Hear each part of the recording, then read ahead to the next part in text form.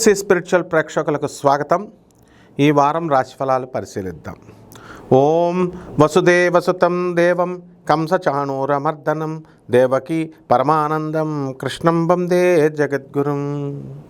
ఈ వారం అంతా కూడా మనకి గురు శుక్రులిద్దరూ కూడా మిథున రాశిలో, రవి బుధుడు వక్రించి కర్కాటక రాశిలో, మరి కేతువు సింహరాశిలో, ఆ తర్వాత రాహువు కుంభరాశి, శని వక్రించి మనకి మీనరాశిలో, ఈ యొక్క కుజుడు కన్యా రాశిలో ఉండడం జరిగింది.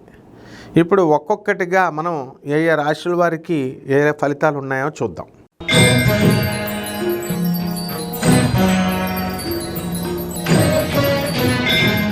ధనుస్సు రాశి. ఈ ధనుస్సు రాశి వారికి అందరికీ కూడా ఈ వారము ఆదాయాలు బాగా పెరుగుతాయి. అయితే అర్ధాష్టమ శని అందులోనూ వక్రించి ఉండడం వల్ల మీకు అనేకమైనటువంటి ఒడిదుడుకులు మీకు కలుగుతాయి. లేటుగా పనులు పూర్తి చేసుకోవడము అనేటటువంటివి జరుగుతాయి. ఇక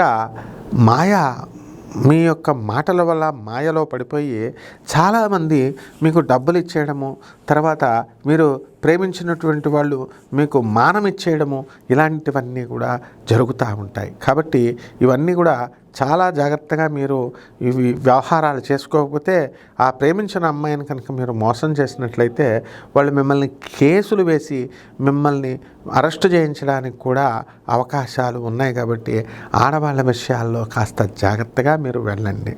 ఇకపోతే ఈ యొక్క గురుగ్రహము శాంతమైనటువంటి స్థానంలో ఉండడం ద్వారా శత్రువులంతా కూడా మీకు మిత్రులైపోవడానికి అవకాశాలు ఉంటాయి.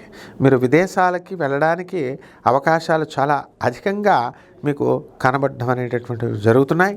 అలాగే ఈ యొక్క ధనుస్సు రాశి వారికి అందరికీ కూడా ఆరోగ్యం గురించి అవగాహన అనేటటువంటిది ఎక్కువగా ఉంటుంది. ముఖ్యంగా ఈ యొక్క తల సంబంధమైనటువంటి హెడేకులు, చర్మ సంబంధమైనటువంటి వ్యాధులు, నరాల సంబంధమైనటువంటి వ్యాధులు, ఈ 3 కేటగిరీలు కూడా రావడానికి అవకాశాలు ఉన్నాయి. అదేవిధంగా భార్యాభర్తల మధ్య కాస్త వాగ్వివాదాలు రావడానికి అవకాశాలు ఉన్నాయి. వ్యాపారంలో మరి అనేకమైనటువంటి మెలకువలు నేర్చుకున్నటువంటి మీరు, ఎంతో మేధావితనంతో మీరు కోట్లు గడించినటువంటి మీరు కాస్త ఇబ్బంది పడేటటువంటి అవకాశాలు ఈ వారంలో మీకు కనబడుతున్నాయి. అదేవిధంగా ఈ యొక్క ధనుస్సు రాశి వారికి అందరూ కూడా మీకు గత వారం కంటే కూడా ఈ వారం అన్ని విషయాల్లో కూడా మెరుగుదల అనేటటువంటిది కనబడడానికి అవకాశాలు ఉన్నాయి.